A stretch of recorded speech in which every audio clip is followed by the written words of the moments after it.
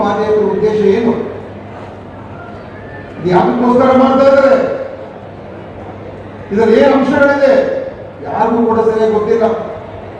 ಸುಮ್ಮನೆ ಇವರು ಕುಮಾರಸ್ವಾಮಿ ಅವರು ಮತ್ತು ವಿಜೇಂದ್ರ ಅವರು ಮತ್ತು ಆರ್ ಅಶೋಕ್ ಎಲ್ಲ ಸೇರ್ಕೊಂಡು ಭ್ರಷ್ಟಾಚಾರ ಆಗಿದೆ, ಮುಖ್ಯಮಂತ್ರಿ ಅವರ ಕುಟುಂಬಕ್ಕೆ ಜಾಗವನ್ನ ಲೂಟಿ ಮಾಡಿದ್ದಾರೆ ಅಂತ ಏನು ಆಧಾರ ಇಲ್ಲ, ಯಾವ ಒಂದು ಪುರಾವೆ ಇಲ್ಲ, ದಾಖಲೆ ಇಲ್ಲ, ಬರೀ ಸುಳ್ಳನ್ನು ಹೇಳ್ಕೊಂಡು ಪಾದಯಾತ್ರೆ ಮಾಡಿದ್ದಾರೆ.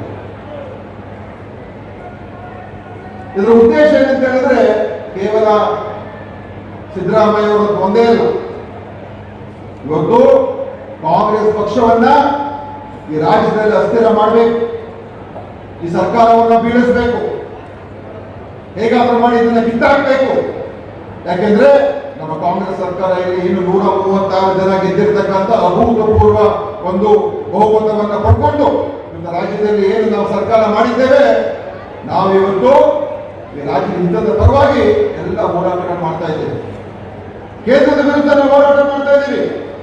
ಯಾವುದೇ ಭಯ ಭೀತಿಯಿಂದಲೇ ನಾವು ಸಿದ್ದರಾಮಯ್ಯ ಅವರ ನೇತೃತ್ವದಲ್ಲಿ ನಮ್ಮ ಇಡೀ ಸಚಿವ ಸಂಪುಟ ಮತ್ತು ನಾವೆಲ್ಲ ಶಾಸಕರು ದೆಹಲಿಯಲ್ಲಿ ಕೂತ್ಕೊಂಡು ಮೋದಿ ಸರ್ಕಾರ ರಾಜ್ಯಕ್ಕೆ ಅನ್ಯಾಯ ಮಾಡ್ತಾ ಇದೆ, ನಮಗೆ ಕೊಡಬೇಕಾಗಿರ್ತಕ್ಕಂಥ ತೆರಿಗೆಯನ್ನು ಕೊಡ್ತಾ ಇಲ್ಲ, ನಮ್ಮ ರಾಜ್ಯಕ್ಕೆ ಘೋರ ನಷ್ಟ ಆಗ್ತಾ ಇದೆ, ನಾವೇನು ಸಾವಿರಾರು ಕೋಟಿ ಅನುದಾನ ಕೇಂದ್ರ ಕೊಡ್ತಾ ಇದೀವಿ, ನಮಗೆ ಬರ್ತಾ ಇರೋದು ಬಹಳ ಕಮ್ಮಿ ಬರ್ತಾ ಇದೆ ಅಂತ ಹೇಳಿ ನಮ್ಮ ರಾಜ್ಯದ ಜನರ ಎಲ್ಲ ರಾಜ್ಯದ ಜನರ ಪರವಾಗಿ ನಾವು ಹೋರಾಟ ನಿಂತ್ಕೊಂಡು ಅದನ್ನು ಅವ್ರಿಗೆ ಸಹಿಸಿಕೊಳ್ಳೋಕೆ ಆಗ್ಲಿಲ್ಲ, ಇನ್ನೂ ಕೂಡ ನ್ಯಾಯ ಕೊಡಲಿಲ್ಲ.